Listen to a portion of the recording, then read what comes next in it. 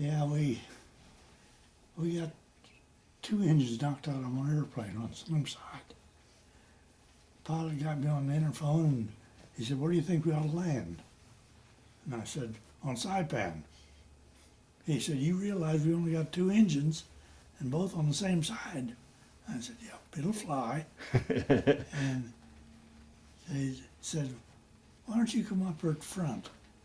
So I got off my little pedestal I was sitting on, went up front and told him how to set the throttles to get the best mileage.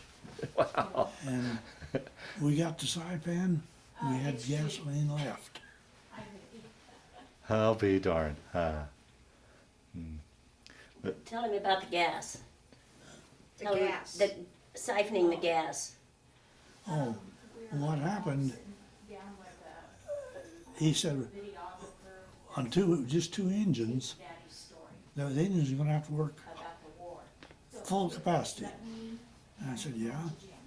And when we were probably an hour and a half out of Saipan, he called me again and said, "We're gonna run out of gas." And I said, "Let's transfer it from the right side tanks to the left side." And he said, "I tried, it won't transfer." He said, "Apparently we got wiring bad." So he said, "You see if you can do something about it."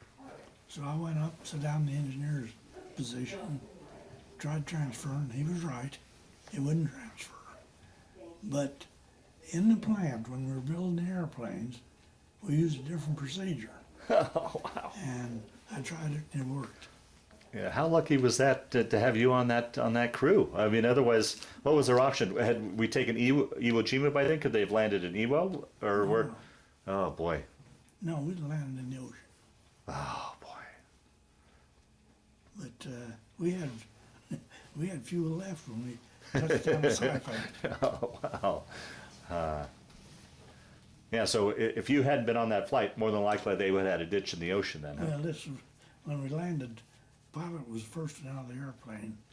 He came around and shook my hand and he said, "Wayne," he said, "if it hadn't have been for you, we'd been out there swimming."